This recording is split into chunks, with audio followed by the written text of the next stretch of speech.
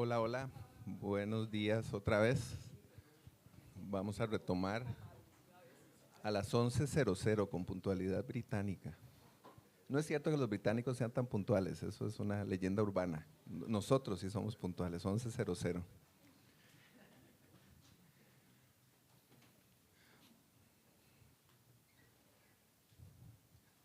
Muy bien, estamos entonces de regreso para la segunda mesa de conversación de nuestra mañana de hoy, que está dedicada al tema legal.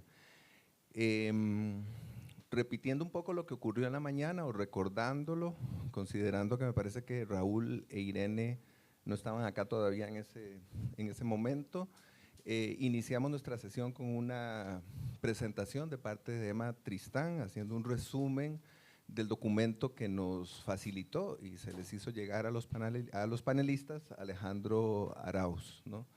A partir de esa presentación que hizo Emma, se hizo como una especie de planteamiento general sobre, digámoslo así, las reglas del juego, ¿no? Que es, estamos tratando de cumplir con los tiempos, estamos tratando de ser muy sintéticos en la presentación de cada una de las ponencias o de cada uno de los comentarios o respuestas a las preguntas que ya les habíamos hecho llegar a los panelistas, tratando así de conseguir que al final podamos tener una pequeña ronda de preguntas cruzadas, ¿no? A partir de lo que hayan expuesto, es muy probable que surjan algunas dudas o consultas y deberíamos contar con el espacio para hacerlo.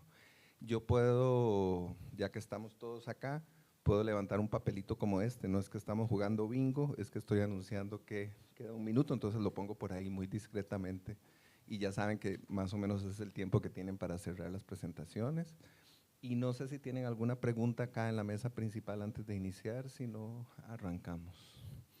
Ok, muy bien. Bueno, entonces arrancamos. Voy a comenzar con las presentaciones. Les presento inicialmente a Yasmín Granados.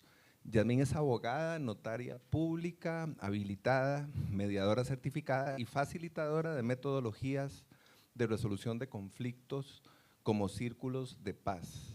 Cuenta con una maestría de desarrollo sostenible con énfasis en conservación de recursos biológicos de la Universidad de Costa Rica. Se especializa en derecho ambiental y derechos humanos con énfasis en pueblos indígenas y abordaje de conflictos socioambientales. Actualmente se desempeña como abogada de la Asociación Interamericana para la Defensa del Ambiente. Ha sido profesora universitaria de Derecho e Investigación Jurídica en materia de Derecho Ambiental, Derechos Humanos y Derecho Indígena. Participó además en el desarrollo del Plan Nacional de Acción de Minamata para reducir y eliminar el uso del mercurio en la minería artesanal de oro en Costa Rica, y también a nivel regional es asesora en el proceso de salida, o ha sido asesora en el proceso de salida, responsable de proyectos mineros y análisis de impactos en comunidades. Perdón. Irene Murillo, por otra parte, es licenciada en Derecho y Notaria Pública de la Universidad de Costa Rica, certificada en materia de conciliación por la Escuela Judicial de Costa Rica, con estudios de maestría en Planificación Territorial y Gestión Ambiental. 25 años, cuenta con 25 años de experiencia en derechos de acceso con proyectos ejecutados sobre justicia ambiental y derecho de información. Ha trabajado en procesos de participación variados a nivel de consulta y generación de políticas públicas, formación de normativas y en espacios de participación como el Parlamento Cívico Ambiental, diálogo multisectorial, entre otros. Muchas gracias por el agua. Ha trabajado de cerca con organizaciones de base, acompañando y asesorando en problemas y denuncias ambientales. Raúl Guevara, que nos acompaña también en la mesa, es licenciado en Derecho por la Universidad de Costa Rica, cursó una maestría en Derecho Ambiental en la Universidad del País Vasco y una maestría en Manejo de Recursos Naturales con énfasis en Gestión Ambiental de la UNED. Es socio y director de la práctica de Ambiente, Cambio Climático y Energía de la firma Alta Legal, así como coordinador del grupo de ASG de la firma. Cuenta con 25 años de experiencia asesorando empresas en derecho ambiental, energía y cambio climático. Ha asesorado además durante la fase de gestión de contratos para desarrollo de infraestructura vial, portuaria, marítima, de saneamiento ambiental, agua potable y energía. Cuenta con una amplia experiencia litigando en el contencioso administrativo y ha participado en varios arbitrajes internacionales de inversión. Muchas gracias otra vez por estar acá, a los tres. Les recuerdo las preguntas que teníamos, comenzando por la primera. ¿Cuál es el contexto legal en relación con la posibilidad de impulsar en Cruzitas la minería industrial? Y realmente, ya que estamos todos acá, puede ser menos rígido, podríamos iniciar por la persona que se sienta más dispuesta a iniciar. ¿Quién quiere comenzar? Muchas gracias. Buenos días, mucho gusto. Les agradezco la invitación a esta actividad y esperemos que la mesa legal no sea la típica mesa aburrida. No los vamos a aburrir, queremos darles buena información como ustedes también nos la han proporcionado. Este tema sobre, bueno, creo que la pregunta es un poco capciosa en cuanto a qué es el impulso, o más bien, cuál es la situación legal que tenemos en Costa Rica en la explotación de los recursos minerales. Nosotros partimos de una premisa principal que está en nuestra Constitución política, que el dominio de los recursos naturales corresponde al Estado, y como ente estatal, la primera pregunta que debería hacerse una persona: ¿cuáles son esos compromisos o obligaciones previamente ya adquiridas por el Estado? Esa es la premisa por la cual debemos partir. Costa Rica a nivel internacional, como bien lo comentaba Aníbal, es muy interesante cuando vemos las responsabilidades de los estados en la explotación de recursos minerales, de todo este entramado legal que tiene el Estado por cumplir. O sea, ya hay obligaciones de previo para regular una situación que los compañeros de la primera mesa han explicado muy bien. Costa Rica tiene diferente normativa, nosotros somos líderes ratificando convenios internacionales, que es lo que me quiero centrar en este momento. Tenemos suscrito el convenio de Minamata, que tiene que ver con todo el tema de regulación y explotación de mercurio. Tenemos el convenio de diversidad biológica, donde hay una obligación específica de protección de los recursos de biodiversidad, y también hay decisiones ancladas a estos convenios de tomar los criterios ambientales y de protección de la biodiversidad en la explotación del sector minero, como son las directrices voluntarias y también directrices que son obligatorias de cumplimiento. Tenemos el convenio de Basilea. Este caso de Cruzitas tiene particularidades socioambientales y geográficas interesantes, que es colocarse en un sector transfronterizo, no es limítrofe, pero sí tiene una dinámica socioambiental que tiene que ver con Nicaragua, y ya sabemos los conflictos de previo que existen. Y también algo muy importante y que llama la atención de lo que explicó Aníbal en el caso de Perú: las obligaciones que tiene el Estado suscritas con la Convención Interamericana de Derechos Humanos. Tenemos dos instrumentos principales: la OC 23, que trata sobre la vinculación entre los derechos humanos y la protección del ambiente, donde se retoman varios derechos que en nuestra legislación normativa actual están regulados: la protección al ambiente, a los recursos naturales, la protección del aire, la protección de la salud de las personas, el manejo, también la afectación diferenciada que hay en las comunidades rurales, en las mujeres, en los niños, en las personas migrantes. Entonces también nos da ese contexto. Y algo muy importante que pasó este año es la sentencia que se dio contra Perú en el caso de la minera La Oroya, donde la Corte Interamericana establece que el Estado peruano es responsable por todas las acciones previas, durante y después de este proyecto minero en la comunidad de La Oroya.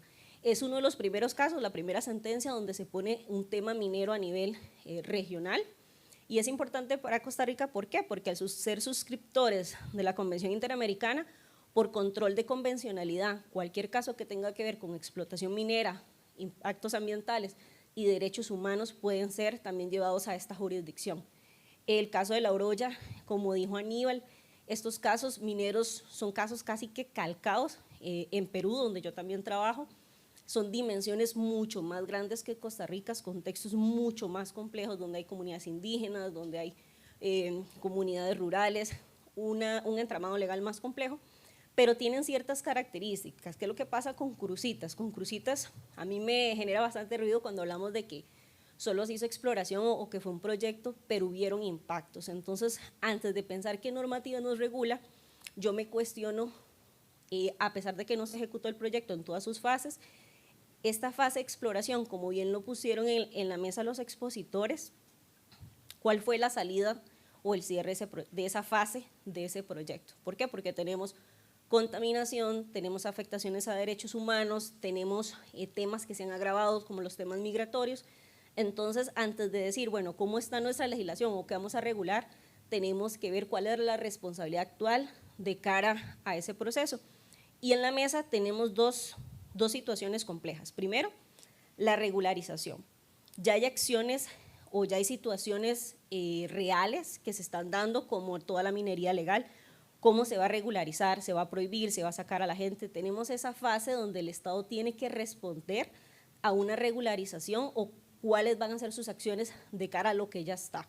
Y segundo, sin duda alguna, la actualización normativa, como se ha mencionado, si ustedes ven el Código de Minería y otras normas misceláneas, no corresponden a todas estas caracterizaciones técnicas, adelantos científicos, de industria para regularlo. Entonces tenemos una normativa que no está regulando lo que está pasando y la segunda es que está desactualizada totalmente en cuanto a los nuevos procedimientos. Entonces, a cómo está actualmente el Código de Minería no está respondiendo a la situación que tenemos en el sector y a la cual el Estado le tiene que hacer frente. Entonces, eso es lo que quería compartir un poquito en la mesa, qué es lo que tenemos y qué es lo que tiene la normativa que abordar en este momento de manera urgente.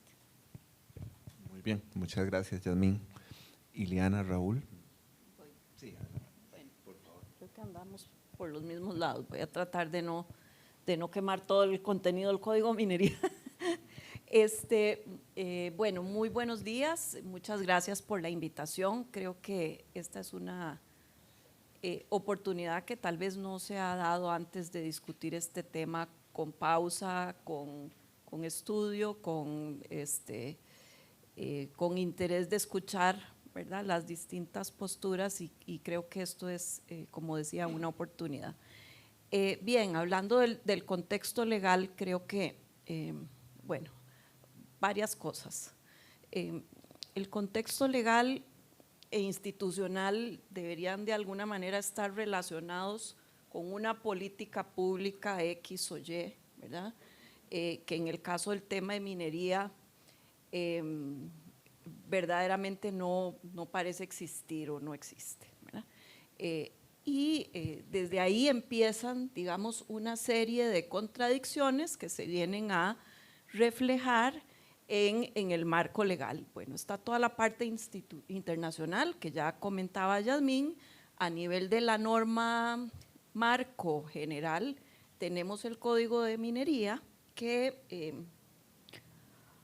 para ser amable con el código, es ya un código de una época en la que no se contempló nunca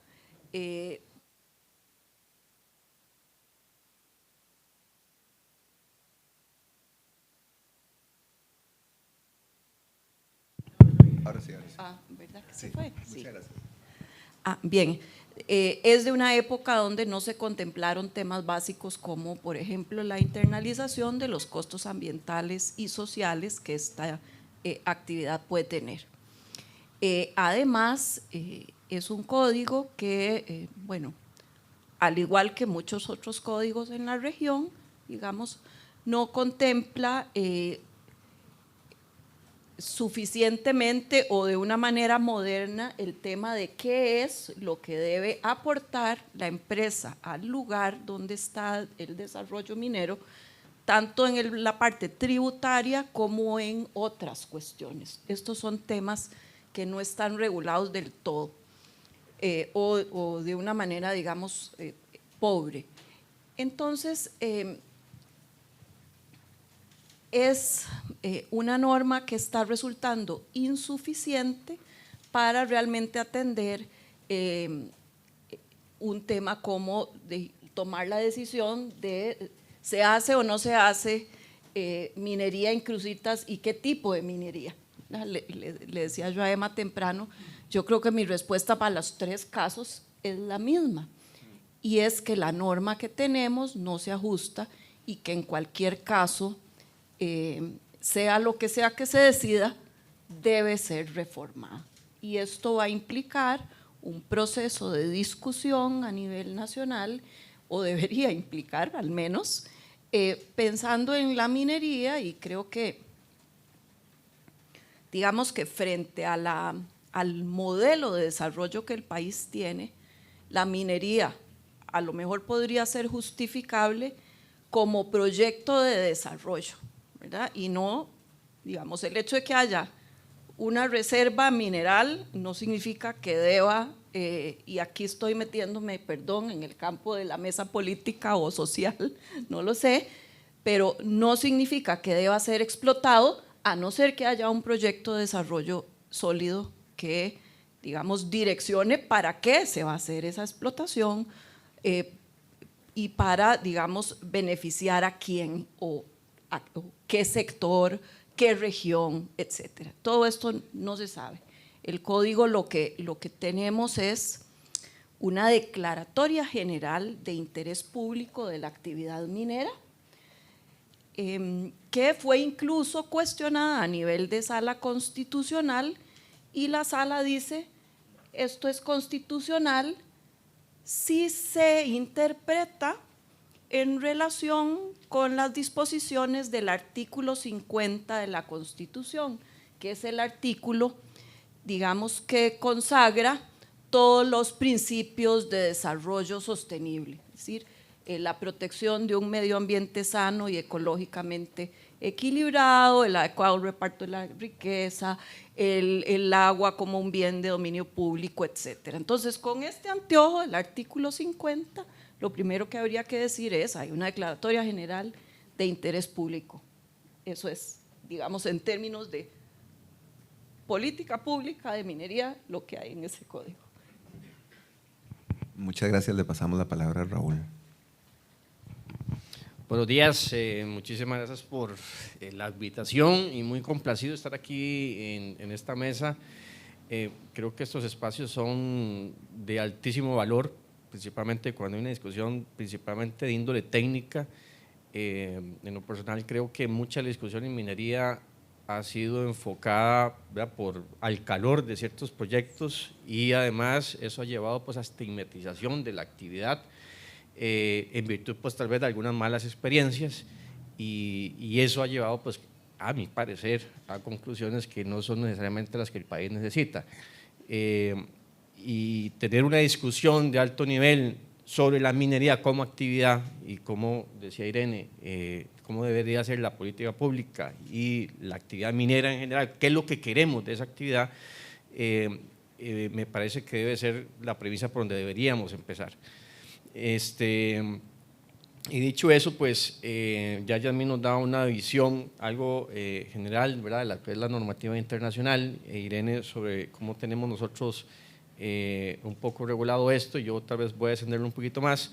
Esa declaratoria de utilidad pública es bien importante, porque en algún momento el Estado consideró que entonces esta actividad, la minería como tal, tenía que ser una actividad, es una actividad económica que debería ser apoyada y fomentada por el Estado para el desarrollo económico y social del país.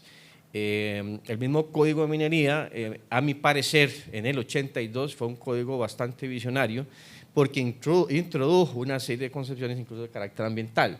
Tan es así que el artículo 1 declara de dominio público una gran cantidad de bienes de la nación que no están en el 121 de la Constitución Política. Por ejemplo, el agua empezó por ahí, ¿verdad?, antes de la Ley Orgánica del Ambiente. Los recursos geotérmicos, a mi parecer, digamos, eso ha implicado pues algunos inconvenientes para poder desarrollarlos, pero bueno, están ahí, lo mismo que las aguas termales y evidentemente los recursos geológicos mineros. Y además introdujo todo el tema del estudio de impacto ambiental, para su época algo tremendamente novedoso, al menos en el país, y que ha venido, digamos, por nueva legislación, ¿verdad?, se ha venido por sentencias, se ha venido modificando, ¿verdad?, y se dijo, luego que tenía que ser previo y no posterior a que hubiese una concesión, pero en su momento fue un tema, pues digamos, que bastante novedoso. E igualmente, si ustedes lo ven, el mismo Código de Minería incluyó que esa discrecionalidad que tiene el Estado, porque de otra forma todos estos actos que emite dentro de la teoría del acto administrativo son actos de tipo discrecional, donde tenemos un motivo, como dice la Ley General de Administración Pública, vagamente regulado, estableció que tenía que hacerse previo a un estudio del impacto ambiental, social, de impacto en las comunidades, involucramiento de las comunidades y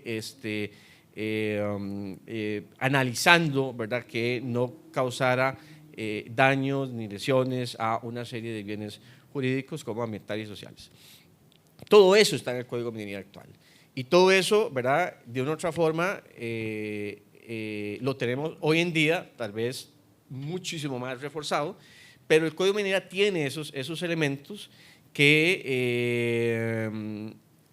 digamos, en muchos casos tal vez, ¿verdad?, ha habido un tema de cómo se ha venido aplicando, ¿verdad? Y eso es otro asunto. Una cosa es lo que dice la letra y otra cosa es cómo se ha venido aplicando y si hay capacidad institucional o no ha habido capacidad institucional. Dicho eso, ¿verdad?, a este código, pues del 82 se le han hecho algunos parches, principalmente a partir del 2010, en donde hay digamos, un choque ahí dentro de esa declaratoria de utilidad pública que tiene el código inicial y una prohibición de la actividad metálica a cielo abierto. A mi parecer, pues derivada principalmente, sí, de algunas, y vamos a ver, ya existió un antecedente en 2002, ¿verdad?, un decreto ejecutivo que declaró una moratoria que fue justificada en su momento por incapacidad del Estado. Vamos a ver, yo soy uno que soy particularmente, no me gustan las moratorias, soy contrario a las moratorias cuando son de tipo permanente. Una moratoria la puedo justificar cuando se ve que hay una actividad que se determina que hay algún tipo de inconveniente, por ejemplo, que no hay capacidad institucional o que es necesario mejorar la regulación o es necesario, ¿verdad?, organizar mejor los diferentes actores y entonces hay que intervenirla. Pero en el momento en que es permanente eso no puede ser porque es una renuncia del Estado a ejercer las funciones que está obligado a ejecutar. Y siendo que en algún momento la visión del Estado era que esto era una actividad de utilidad pública, necesariamente tienen que entonces entrar a regular qué es, ¿verdad?, o cómo debería desarrollarse para que sea consistente con esa declaratoria de utilidad pública. Si no queremos que sea utilidad pública, es otra discusión que entonces tendríamos que tener y hacer esa modificación de esas regulaciones que mencionaba Irene. Bueno, creo que acá lo tengo. Sí, a veces se va, creo. Perfecto, muchas gracias, Raúl.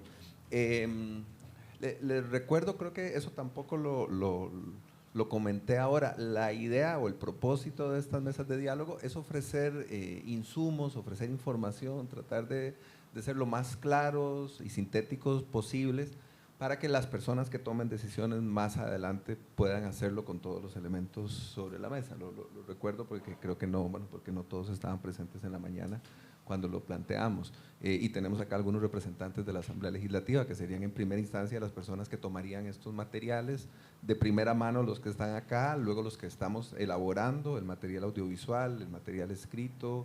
Acá tenemos a Fabián Coto, repito, no crean que me está dando Alzheimer, estoy repitiendo porque algunas personas no estaban antes.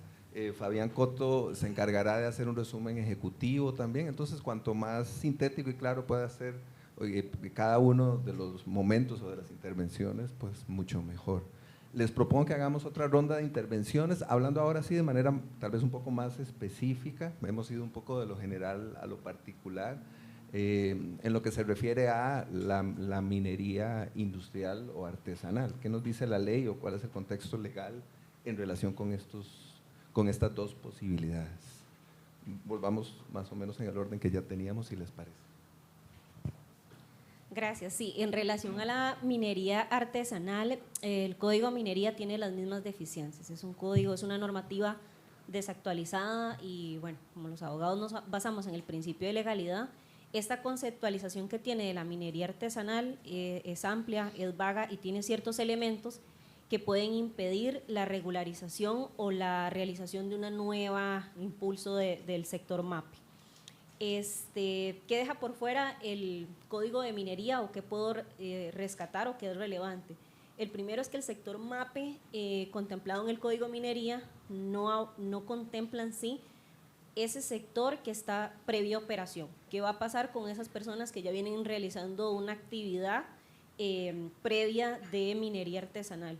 Es un poco más fácil conceptualizarlo para las concesiones nuevas que se pueden otorgar en temas de minería artesanal, pero si no tenemos regularizado lo que ya existe, es complejo otorgar otras concesiones porque las dificultades las vamos a ver en el campo. O sea, yo hago una actividad, no se me ha solucionado mi situación en la zona y se otorga una nueva concesión, entonces ahí es donde empiezan a nacer todos estos roces o conflictos socioambientales que pueden escalar a situaciones mucho más complejas.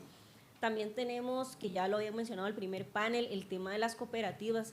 A mi criterio también se romantiza bastante el tema de minería artesanal, porque a pequeña o gran escala también tiene un impacto en el ambiente, en las personas, en la salud, en el sistema social del sector, y también que no se ajusta mucho a, por ejemplo, a las personas nuevas que se quieran dedicar a la actividad, sean físicas o jurídicas, porque el tema del cooperativismo sabemos que tiene toda una connotación, y también si uno ve históricamente las discusiones legislativas nacen por un tema que lo abordarán en la tercera mesa sobre el tema de bangares. Yo soy de Guanacaste y también la cultura minera, que tal vez no es tan fuerte como otros países de América Latina, se conceptualizó como una actividad de subsistencia, familiar, histórica, comunitaria, para darle ese tipo de connotación que vemos que en Cruzitas no tiene el mismo contexto social ni histórico del desarrollo de esta actividad.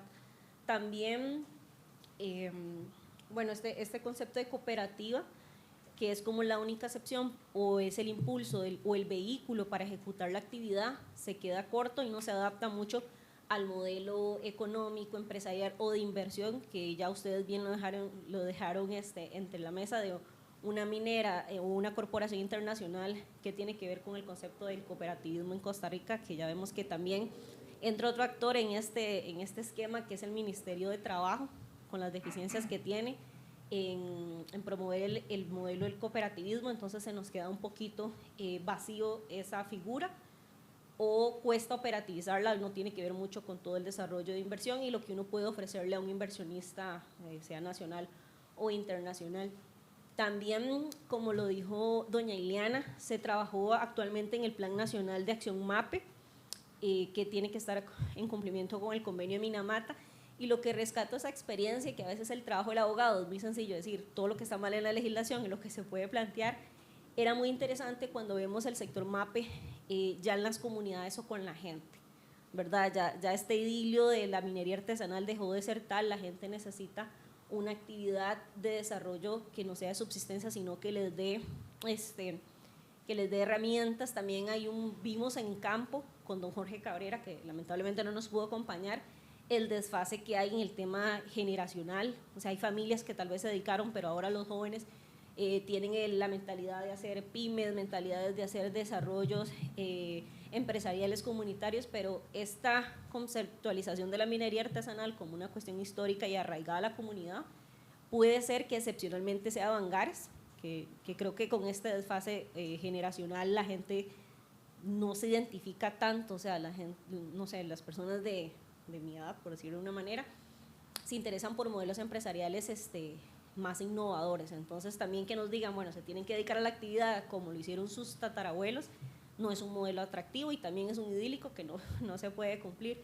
En el caso de Cruzitas, ya ustedes lo comentaron muy bien, pueden ser alternativas mixtas, pero siempre de base con una remediación de lo que ya está pasando y también valorando las grandes afectaciones ambientales que también tiene la minería artesanal, no regulada y no tecnificada. Entonces tenemos muchos retos, pero sí considero que el sector MAPE tiene deficiencias en lo que ya está permitido y que en el caso de Cruzitas tiene desafíos mucho más graves, como todo el daño ambiental que existe, el tema migratorio y el tema del contexto socioambiental que no tiene como esa visualización o arraigo con el tema de la cultura minera en Costa Rica.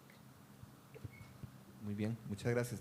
Yo voy a generar aquí un comentario tratando de plantear una línea de trabajo, que es tratar de alinearnos o pensar de manera más específica el fenómeno Cruzitas, y por supuesto algunas otras referencias pueden ayudar, pueden generar perspectiva, pero de lo contrario creo que no lograremos entrar en profundidad en el caso que nos ocupa, ¿no? Entonces tratemos de abordarlo de la manera más detallada y más en profundidad posible. Continuamos. Bueno, voy a tratar. Bueno, en relación con la minería industrial, algunas cositas que yo noto que faltan en la regulación. Mencionaba temprano el tema impositivo y el tema, digamos, de la regulación económica de la actividad y lo que debería, digamos, dejar a las comunidades en las que está. Ahí hay mucho que mejorar, ¿verdad? Se ha dicho que los porcentajes que se han establecido en este código son sumamente bajos. Hay un impuesto de un 2% que va, digamos, a la municipalidad de la zona, la mitad para las asociaciones de desarrollo. Después tienen, ¿verdad? Hay otros, un 10% de una exención que va para investigación y formación de cuadros, dice, para geología y minas.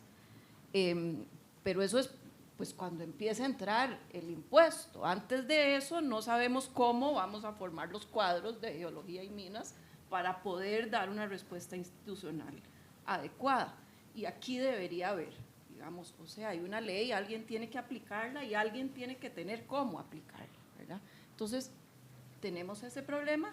Y bueno, después está el tema de renta. Realmente entonces lo que se ha mencionado es que a nivel internacional estos son, digamos, montos que no van a cubrir las posibles, digamos, consecuencias y que realmente hacen no atractiva o no suficientemente rentable para un Estado una explotación minera por el tema de los porcentajes que se han establecido. La otra cosa es, y retomo algo que mencionó Yasmín, en ningún lado dice… Pero yo no les hago nada. No hay problema, ahí lo vamos cambiando, no hay problema. No hay nada sobre qué pasa cuando se va la mina. O sea, todos los temas de remedio, salida responsable, que se han ido desarrollando sobre todo a través de trabajos desde la banca de desarrollo, nada. Entonces, a mí eso me falta cuando estoy pensando en minería, digamos, industrial. En minería artesanal creo que Yasmín se ha referido al tema de las cooperativas y creo que eso hay que repensarlo porque realmente en la minería que se desarrolla y yo creo que Avangares es el ejemplo, y perdón que no estoy en Cruzitas, pero es que Cruzitas es otra cosa, es una cosa completamente fuera de la regulación, ¿verdad? Realmente no se ha visto, digamos, que uno diga, bueno, Avangares es un cantón que está floreciente, no, ¿verdad? Entonces hay que repensar ese modelo porque pareciera ser pues que no, digamos, está respondiendo a lo que podría, digamos, de alguna forma pensarse como productor de desarrollo si se permite una minería a nivel ya artesanal. Creo que es lo que puedo agregar sobre esos dos temas particulares. Muy bien, muchas gracias. Raúl. Sí, okay, la pregunta es el contexto legal en relación con la posibilidad de impulsar la minería artesanal en Cruzitas. Yo particularmente pienso que es difícil la minería artesanal en Cruzitas, por no decir que me parecería bastante inapropiado. Yasmín ya explicó cómo y existe antecedente histórico de la minería artesanal y cómo se ha desenvuelto, Avangares, Cantón Minero, etcétera, familias. Bueno, algunos saben, yo soy espeleólogo y como espeleólogo en algún momento he ido a algunas minas en Avangares Primeramente hacer apoyo a otra gente que es geóloga y como fotógrafo, y he visto lo duro que es ese trabajo, ¿verdad? Y lo insalubre, lo complicado que es, ¿verdad? Un poco ahí como la dinámica familiar, sí, son familias enteras ahí involucradas, pero es un trabajo muy duro. Por eso no me extraña lo que dice Yasmín, de que las nuevas generaciones traten de hacer otra cosa. Interesante que la ley, de una otra forma, lo que procura eso, a mi parecer no se ha logrado, pero procura también eso. Ahora, ¿por qué yo no veo que en Cruzitas sea posible? Bueno, uno, porque por toda la situación actual, o sea, yo no veo que el minero artesanal vaya a solucionar los problemas de inseguridad, de crimen organizado, ¿verdad? Que ahí se necesita mucha inversión. Segundo, la regulación actual, o sea, antes del código que tenemos, tal y como está redactado en este momento, el código minero en realidad no tenía ninguna regulación respecto a la minería artesanal, salvo por un artículo respecto al canon que tenía que pasar, y era el reglamento el que lo regulaba. Digamos que legalmente, desde el punto de vista de la ley, fue hasta con la ley 8.904 del 2010 que se introduce, creo que la reforma del artículo 8, donde se habla de minería artesanal y las zonas de reserva, Navangar, El Golfito y Osa, y que, como Yasmín decía, básicamente se circunscribe a cooperativas.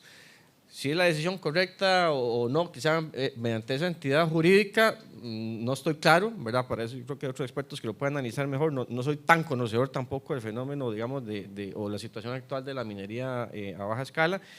Y si la cooperativa es la estructura jurídica adecuada. Anteriormente se permitía que fuera persona física o cualquier entidad jurídica, decía sin fines de lucro, decía el reglamento. Y luego que sea subterránea, no se permite que sea a cielo abierto. De mi perspectiva también, me parece que hay un choque entre la ley y el reglamento, porque la ley, al final del artículo 8 de la reforma, al artículo 8, hay un párrafo que indica que la Dirección de Geología y Minas puede otorgar concesiones a personas que realicen minería a baja escala, y no habla incluso de cooperativas, sino que habla en general de personas. Ya una vez regulado todo el tema de las zonas de las zonas de reserva y las cooperativas en esas zonas de reserva. Entonces, a mi parecer, el código permite fuera de esas zonas de reserva la minería artesanal y que no sea incluso mediante cooperativas. Sin embargo, el reglamento al código, el reglamento, digamos, el nuevo, sí lo reduce a cooperativas. Y ahí me parece que, a como está la ley, a como está el reglamento, no hay consistencia. En todo caso, respecto a la pregunta específicamente, si veo la posibilidad de impulsar la minería artesanal en Cruzitas, no me parece que sea en sí la vía, y que como está el código y como se ha interpretado, entiendo que se ha interpretado así, de que la minería artesanal se reduce a esas áreas congeladas para el Estado de reservas mineras, ¿verdad? En esos 3 cantones, pues no entraría, y que sea mediante cooperativas, digamos, por el tipo de fenómeno que se da en Cruzitas, no me calza, o sea, no veo que vaya a responder y que vaya a mejorar la situación. Recordar nada más que luego este año hubo un decreto ejecutivo donde también se declaró, mediante decreto, no ley, ¿verdad? Mediante decreto se declaró zona de reserva el distrito de Cutris, es un decreto de julio. Pero no bajo el fenómeno establecido en el artículo 8, no para, digamos, los fines que están en el artículo 8 del código, sino como una forma de analizar, o sea, qué hacer con Cruzitas, me parece a mí. ¿Y qué otro apunte puedo decir aquí respecto a esto? Ya estamos. Queda un minuto, si todavía Okay. quieres, ¿verdad? No, aquí lo dejo y me dejo. Ok, perfecto, me lo reservo, te lo guardo. Bien, siendo este el contexto legal, que evidentemente supone una serie de ajustes o modificaciones tal como han propuesto, mi pregunta sería, para generar otra nueva ronda de intervenciones, pues cuáles serían estas acciones que ustedes proponen en relación con este contexto, que evidentemente es muy complejo, como lo han planteado, ¿no? Hay mucho que hacer, evidentemente, tal vez habría que organizar un poco en términos de prioridades, pero ¿cuáles propondrían ustedes como acciones clave en relación con el contexto legal de Cruzitas? Bueno, lo primero, a mi criterio, es abordar de manera urgente lo que está pasando. Me parece imposible legalmente, bueno, inviable legalmente en este momento autorizar cualquier tipo de actividad si no hay un proceso de subsanación de lo que está sucediendo. Para ninguna persona que trabaje en el sector, sea empresa privada, sea funcionario público, sea persona de la comunidad, persona interesada en la actividad minera, no es un entorno seguro para ejecutar ninguna actividad de desarrollo, de explotación, de trabajo, ninguna. En el contexto actual no tenemos un lugar donde se pueda hacer la actividad de manera segura. Entonces creo que esa remediación, que también los compañeros lo han planteado en términos más ambientales, es necesaria, pero no solo ambiental, social, como lo vamos a ver adelante, sino también jurídica. No tenemos un marco jurídico que le dé seguridad a nadie, ni al inversionista, ni al Estado ante eventuales denuncias. No protege al inversionista de lo que tendría que invertir para hacer un proceso de remediación en la zona. No es seguro tampoco para las personas que se están involucrando en esta actividad, que actualmente es una actividad no regulada y es ilegal también. ¿Y qué se puede proponer o por dónde se podría explorar?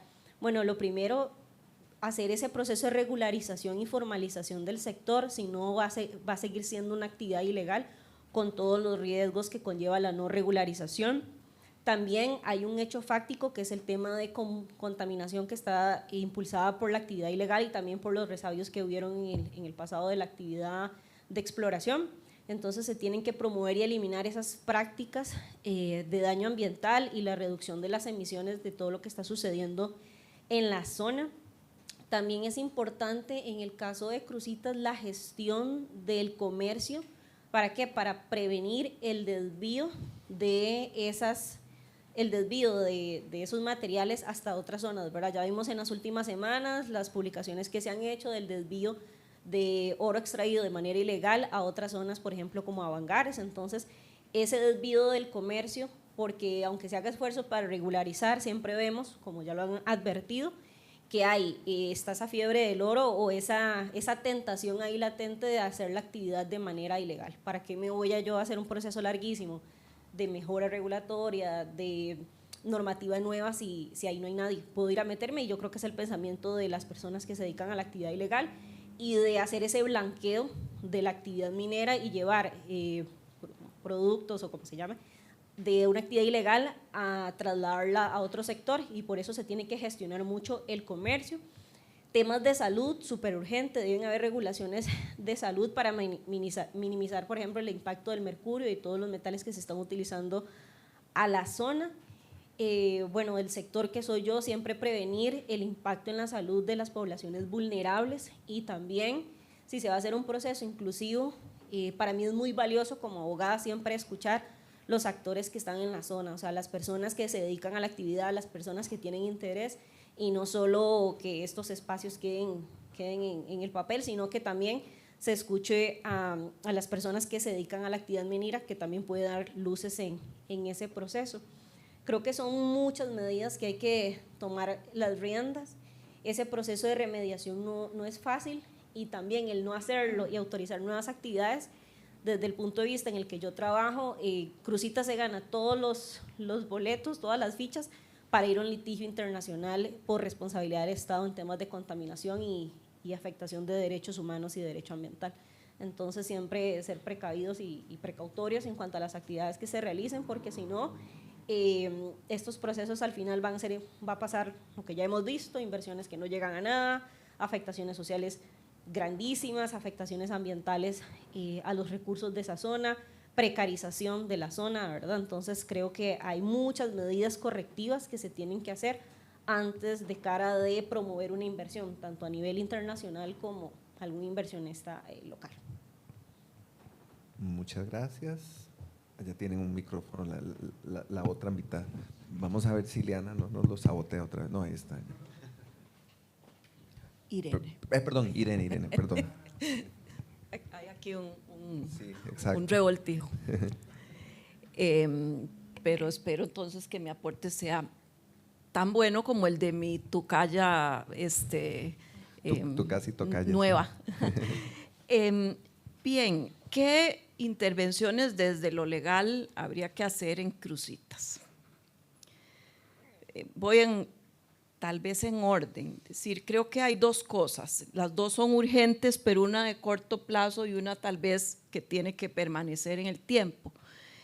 La primera es el tema de seguridad, ¿verdad? Y esto tiene muchas implicaciones porque alrededor de estas explotaciones ilegales, y esto digamos que no está comprobado, pero es un fenómeno que se ha venido estudiando, incluso hace un par de años la Comisión Nacional de Seguridad Ambiental menciona en su reporte anual, se ve una relación entre lo que es el delito ambiental, por decirle de alguna forma, y el crimen organizado.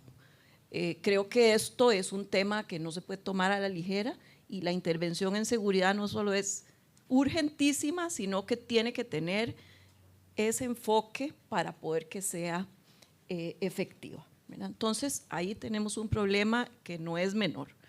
En segundo lugar, está toda la intervención, digamos, a nivel administrativo de toda la parte social.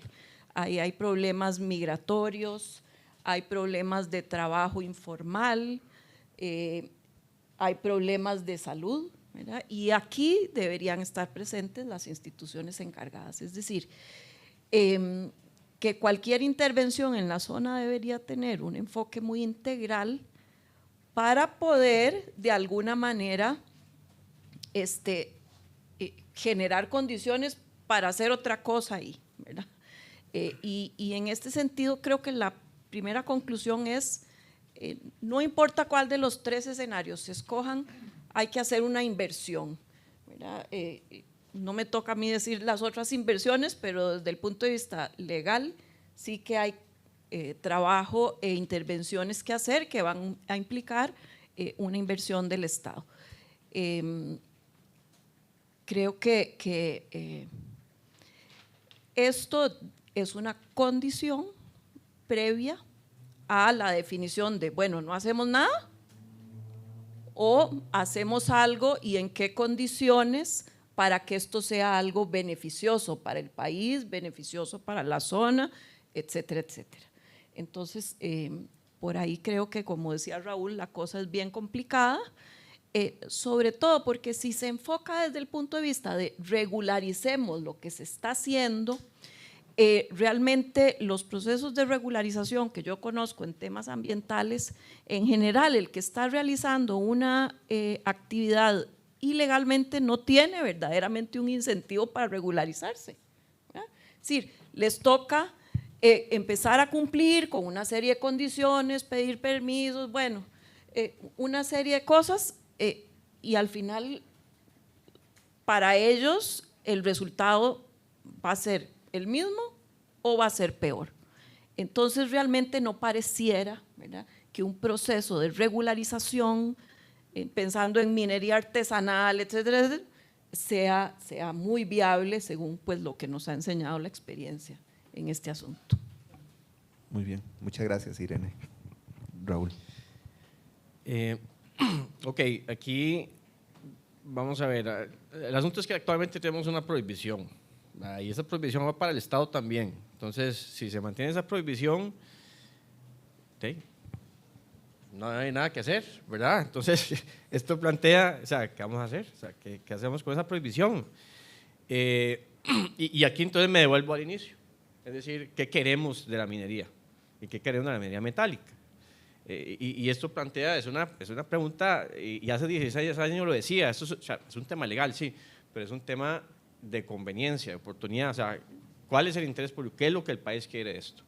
Y ya hay experiencias, en Latinoamérica hay experiencia, me acuerdo que en aquel momento se decía, es que, y para la primera moratoria, es que las experiencias en bosques tropicales no ha sido buena de la minería a cielo abierto. Bueno, yo me imagino que esto ha ido cambiando, o sea, ¿verdad? Aquí bueno, no es esta mesa la que debería decirlo eso, pero los expertos deberían de decirnos si existen otras formas en que se pueda desarrollar que sea más segura y ambientalmente, digamos, sustentable.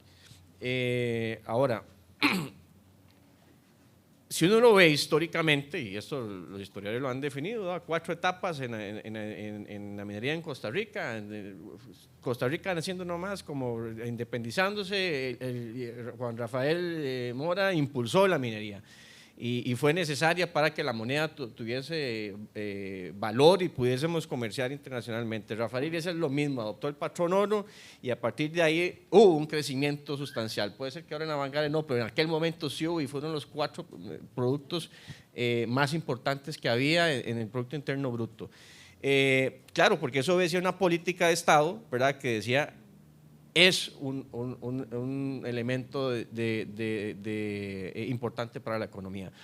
Y posteriormente vino la Gran Depresión, donde en general todo el mundo sufrió y bajó el, digamos, minor kit, dejó de explotar, pero luego hubo un segundo y tercer impulso, tal vez no tan fuerte, y tal vez las experiencias con las minas, con Bellavista, Miramar, Macacona, Beta Vargas, tal vez no fueron tan buenas, pero creo que fueron experiencias y el que no aprende las experiencias, pues qué complicado, ¿verdad? Tenemos que sacar qué las cosas se hicieron mal y qué es lo que tenemos que hacer bien entonces. Ahora, ¿la prohibición ha sido buena? No. Es decir, desarrollando hubo experiencias negativas, prohibiendo hay consecuencias nefastas. Lo cierto del caso es que ninguna de las dos soluciones que hemos tenido ¿verdad?, tiene efectos positivos. Y me parece que la prohibición ha sido peor, ¿verdad? Y bueno, no voy a entrar a ese punto, que es más técnico, pero me parece que ha sido peor, porque es que además hay que tener muy claro, y si uno ve además, y esto se nota en los planes nacionales de desarrollo, el del 2006-2010 se estableció, se hablaba de la minería, el del 2014, el de María Obregón, hablaba algo del Plan Nacional de Minería, algo así, que venía del de Oscar Arias. Tal vez doña Eliana lo recordará mejor, yo no me acuerdo si eso se desarrolló o no, pero por lo menos se establecía. Los posteriores, absolutamente omisos, no dice absolutamente nada. El gobierno el Plan Nacional de Desarrollo, Beto Cañas, prohibición, y nada más, punto, prohibición a la minería metálica. Y es que hay que tener claro, en el momento que usted decide, o sea, que la función pública, el Estado, apuesta a prohibir, o sea, el poder de policía tiene que ir hacia eso. Entonces, todo el demás sistema productivo tiene que ir a financiar, tengo un minuto más, tiene que ir a financiar esa actividad de prohibición, ¿verdad? Y entonces, ¿dónde sacamos el recurso para garantizar que la prohibición se cumpla? Bueno, la fecha no está. Es más, no está siquiera para las áreas silvestres protegidas. O sea, en mi maestría yo hice un estudio sobre eso. Y el déficit que había para la conservación es gigantesco y se mantiene. ¿Ya? Y entonces, para prohibir, igual, o sea, es que igual, por eso esas discusiones en los estados, en los países, de si prohibimos la marihuana o qué, o si la regulamos o qué hacemos, ¿verdad? Con las actividades ilícitas ese es el tema. Si uno dice esto es ilícito, tiene que tener la plata para garantizar que se va a mantener, ¿verdad?, impoluto.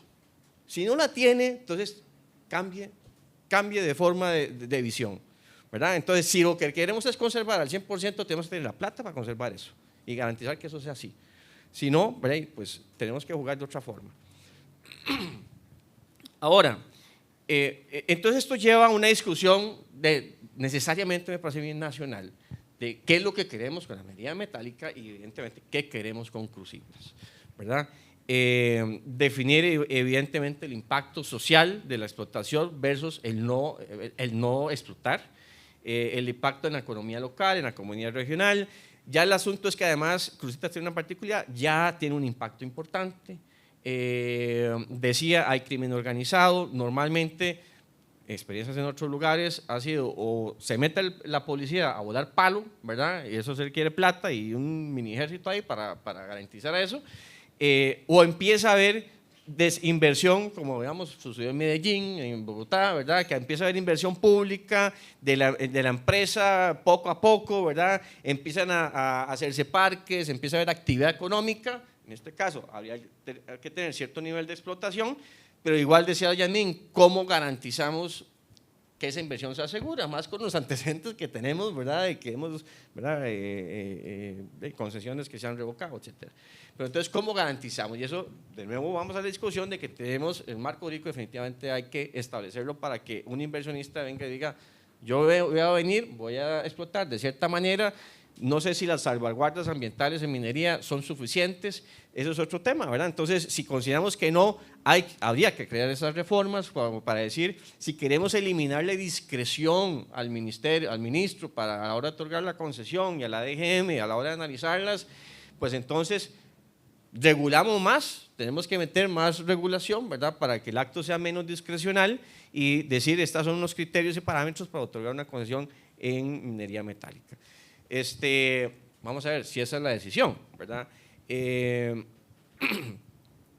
Entonces, sí, yo veo que es difícil. Ahora, hay otras formas también bastante novedosas, cero ya, ¿verdad? Que en algún momento hablé con doña Eliana hace 10 años, que las vi en Canadá y en Estados Unidos, ¿verdad? De lo que llamamos el oro digital, oro digital o tokenización de oro que se estaba utilizando y que no requiere un nivel de explotación mínima, pero de una otra forma es conservar la gran mayoría, ¿verdad? Es decir, en vez de ir a embodegar el oro en una bóveda de alta seguridad, de tenerlo ahí en la tierra, ¿verdad? Si es que eso ¿verdad? Evidentemente no se puede usar para el montón de usos industriales que tiene. Y ese es otro tema, o sea, si todo esto tiene oro, o sea, todo eso tiene oro, o sea, y somos altos consumidores de estos minerales. Entonces, ¿por qué somos tan hipócritas y decimos, no, prohibimos, pero seguimos utilizando el mineral, ¿verdad? En un montón de cosas. Promovemos la industria médica que requiere oro para sus dispositivos. Estamos promoviendo la industria de semiconductores que requiere metales preciosos para sus dispositivos. Entonces, los que vayan se exploten en otro lado y aquí no. Ok, está bien, si esa es la decisión, tengámosla clara, así de clara, ¿verdad? Y la decimos así de claro, o sea, que el impacto sea aquí y que no sea en nuestro patio, ¿verdad? Pero, bueno, es parte de esa decisión. Y lo otro que a mí, yo sí estoy en contra de todo eso, es decir, hay incapacidad del Estado, hay incapacidad de las instituciones para controlar. Vamos a ver, estamos en la OECD, jugamos de país rico, jugamos de país, ¿verdad?, en crecimiento, etcétera. Entonces, hagamos las cosas bien. Muchas gracias, Raúl, por la vehemencia y por el contexto histórico, que creo que también es realmente muy, muy importante. Creo que ofrece elementos de análisis o nos dice que es importante considerar ese contexto histórico para el análisis. Yo tengo, antes de abrir o habilitar las preguntas entre los panelistas, tengo un par de preguntas muy concretas que me surgen a partir de lo que han comentado. Una es si la legislación ofrece oportunidades o posibilidades de financiar estos procesos de remediación de los que estamos hablando. ¿Qué nos dice o qué nos ofrece la legislación al respecto? ¿Y qué nos dice en relación con los responsables de esa contaminación? Si establece responsabilidades de una manera clara o si eso forma parte también de esa especie de contexto legislativo o jurídico difuso del que han hablado.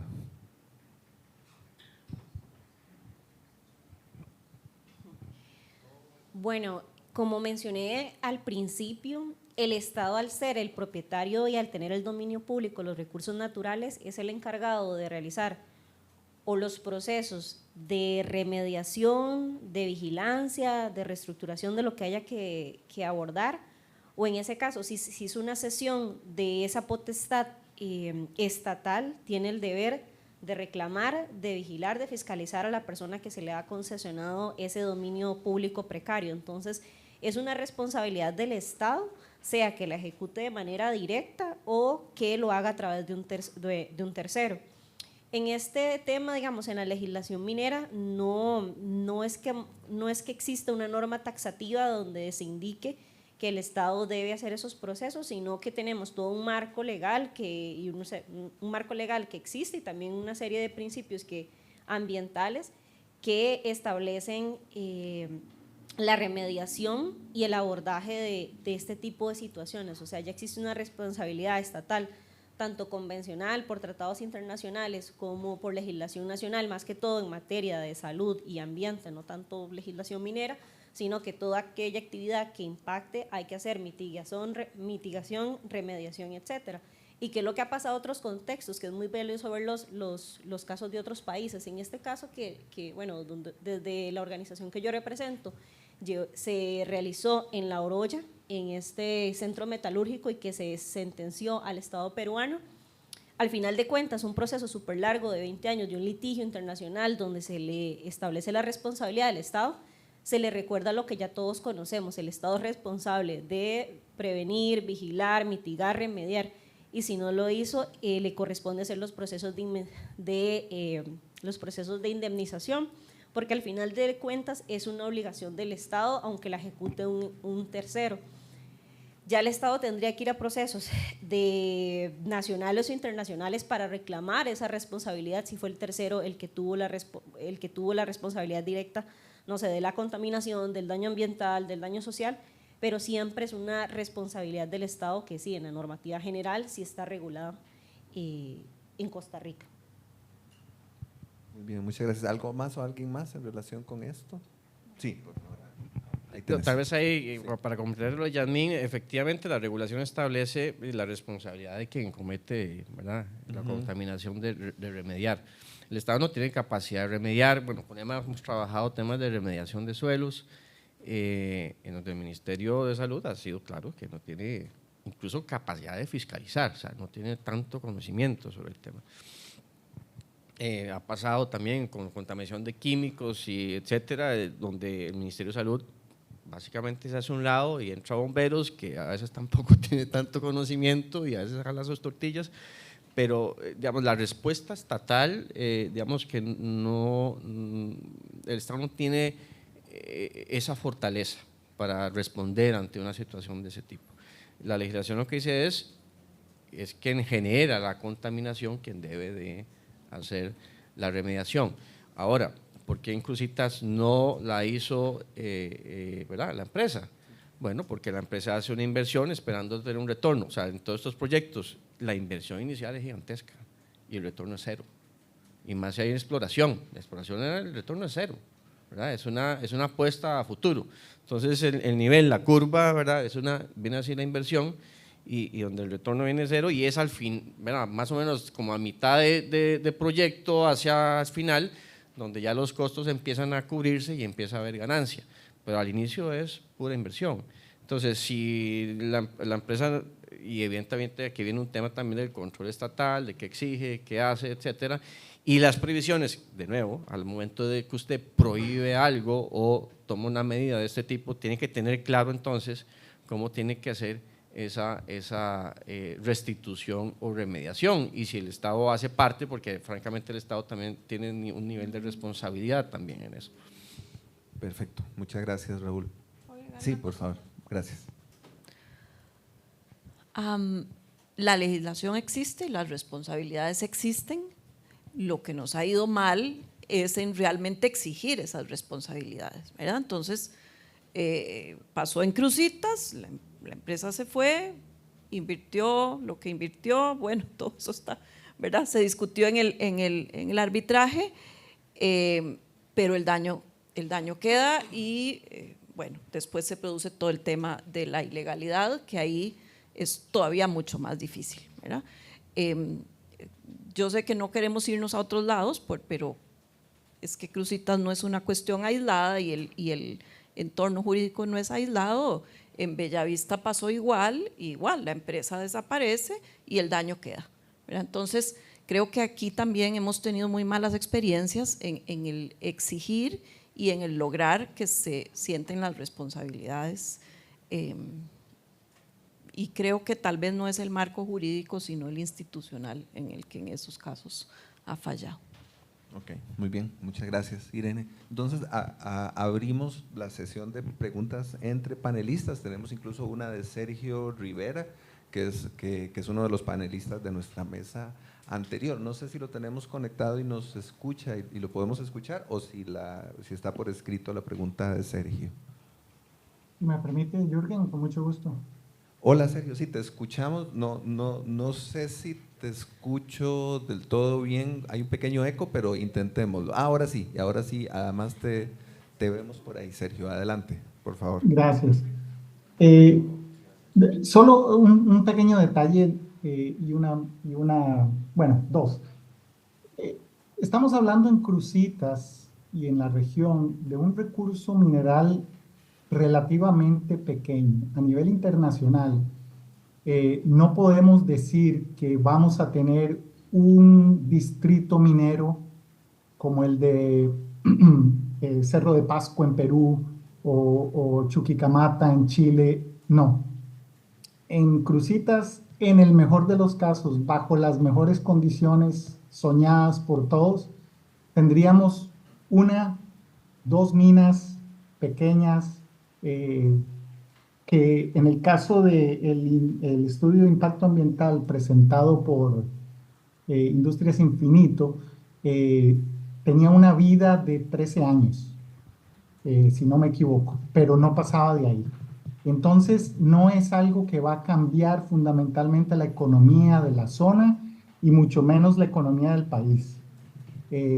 La minería en esta zona va a ser un buen negocio o sería un buen negocio para el minero, la empresa que lo vaya a extraer por un periodo relativamente corto que con los precios del oro de la manera que están, habría que ver cómo han cambiado estas reservas, si han crecido o no, pero todo eso es especulación por el momento.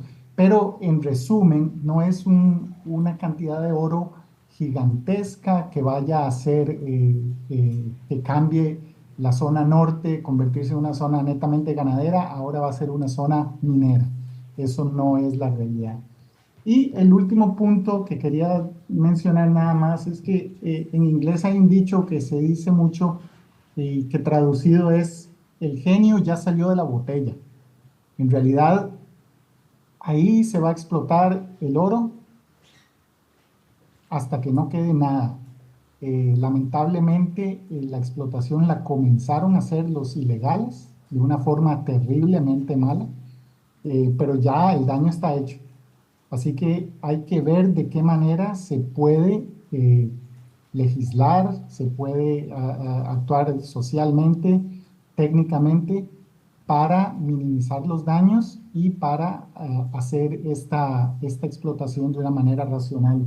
Como dice el licenciado Raúl, si se va a prohibir la minería, pues hay que destinar los recursos para que esa prohibición sea efectiva.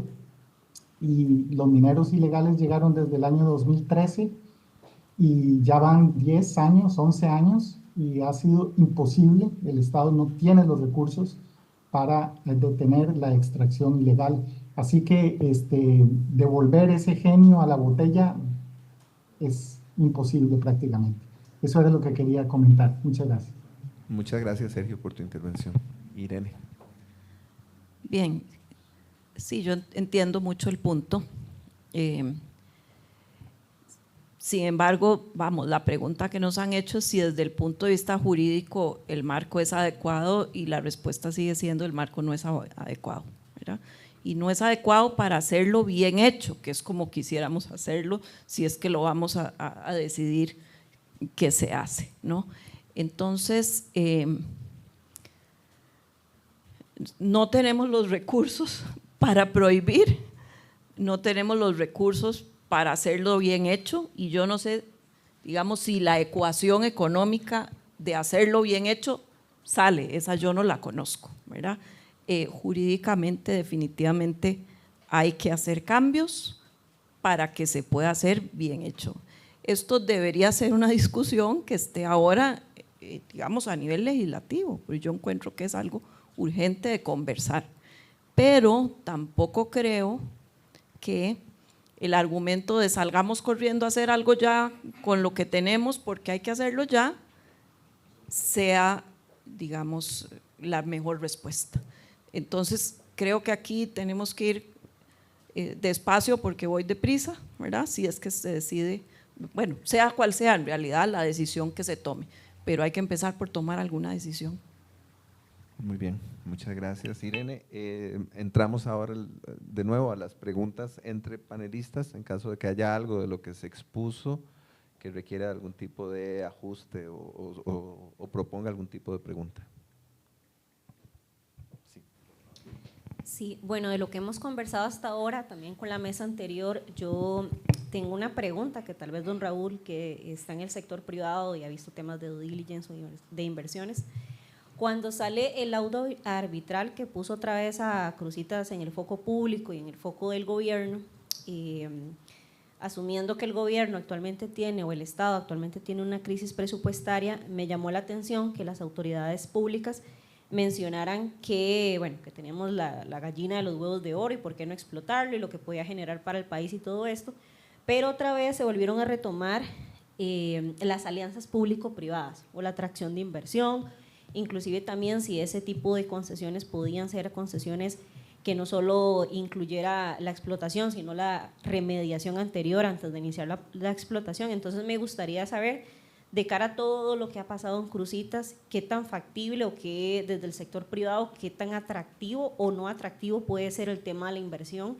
en un proyecto con estas características tan complejas, porque creo que todas las alternativas que hemos propuesto, que soñamos o no soñamos, todo tiene un costo. Entonces, ¿quién lo va a asumir? Entonces, me gustaría conocer un poco, tal vez, don Raúl, si puede ampliar un poco de esta figura de las alianzas público-privadas o también el tema de las inversiones, ¿cuál puede ser como su percepción al respecto? Muchas gracias, Yasmín. Bueno, decíamos que así como está la situación, creo que es altamente riesgoso invertir en la zona, ¿no? Es decir, y como está la legislación, bueno, primero hay que una prohibición, pero digamos que se levante, no existen condiciones para hacer una inversión. Y usted, vamos a ver, usted cuando escuche que Costa Rica tiene ventajas para atraer inversiones porque es políticamente estable, hay estabilidad política ahí, es porque de una otra forma el crimen ahí lo mantiene más o menos, y ahí el crimen está, ¿verdad?, a flor de piel, en fin, ¿verdad? No, el lugar no tiene las condiciones como para que uno diga yo voy a meter mi plata ahí, y la experiencia reciente del país institucional, pues uno diría tampoco tiene Costa Rica la gran credibilidad para en este tema. Por eso decía, tiene que crear como esas condiciones y que parte para mí de una discusión mayor, o sea, no tan particular, donde evidentemente Cruzitas tiene toda una dinámica muy especial y una historia reciente muy especial que posiblemente requiera pues de unas soluciones diferentes. Sin embargo, pese a eso, sí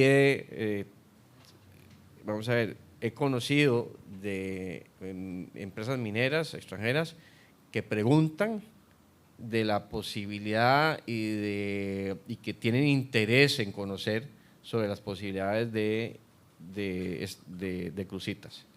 Si bien es cierto, don Sergio decía, ¿verdad?, que tal vez no hay tantísimo oro, ¿verdad?, como en otras regiones, sí despierta interés de algunas empresas y nos han preguntado.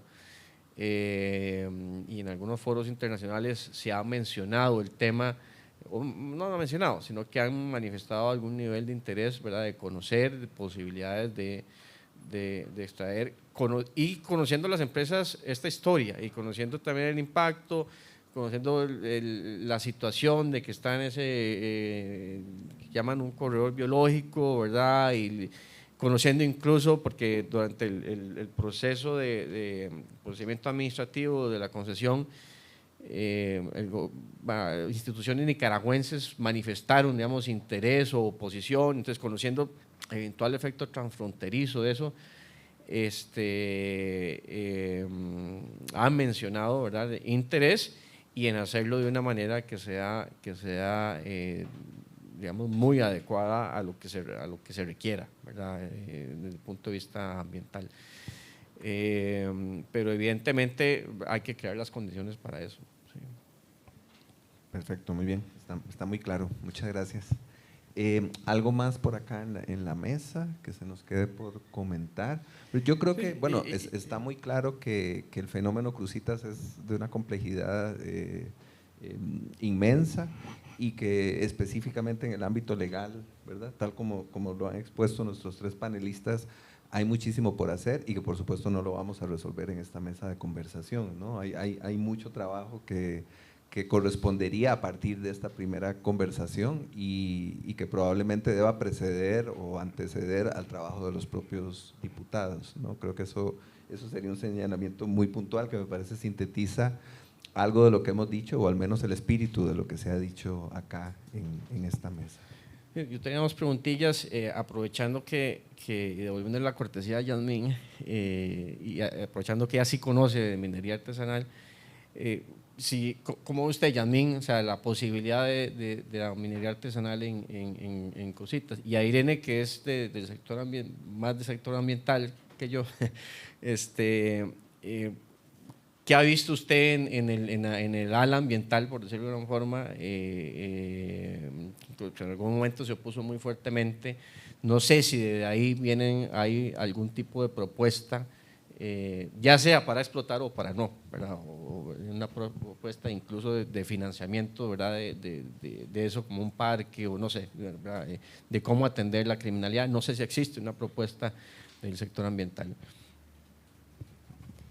Sí, bueno, esa valoración se estudió en el Plan Nacional de Acción para el Sector MAPE, que lamentablemente no se ha implementado las estrategias como se habían visualizado por el equipo de trabajo en ese momento, que se enfocaba más en la zona de Avangares, pero en el caso particular de Cruzitas, por todas las condiciones ambientales y sociales que hemos visto, un sector MAPE en esa región es muy riesgoso.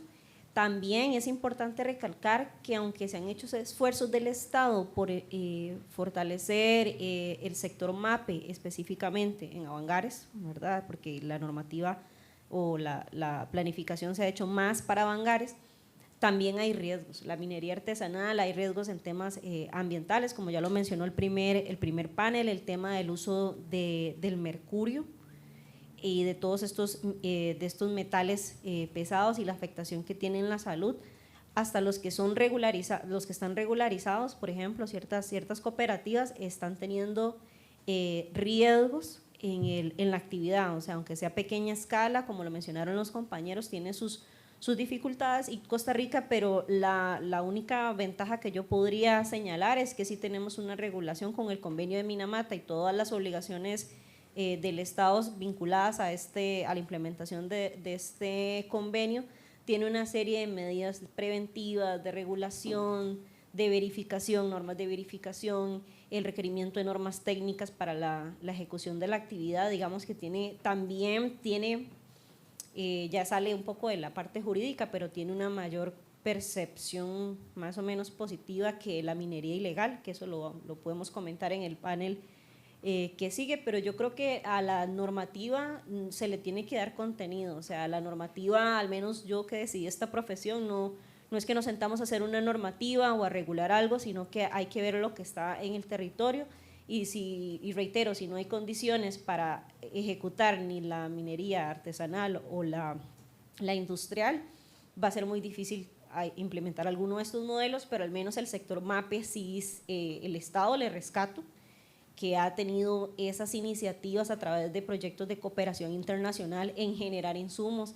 Ese plan nacional, si no lo conocen, es un instrumento que me parece valioso, tiene información recopilada que es importante, tiene valoraciones que se hicieron, y lo que rescato de ese proceso es que también incluyó la voz de las personas que se dedican a la actividad minera. Entonces creo que podría valorarse, pero siempre tomando en cuenta la remediación del contexto actual, la inversión y también las implicaciones ambientales, ¿verdad? Todo acto humano, toda acción humana, sea a la escala que sea, tiene un impacto ambiental, alguno más controlable que otro.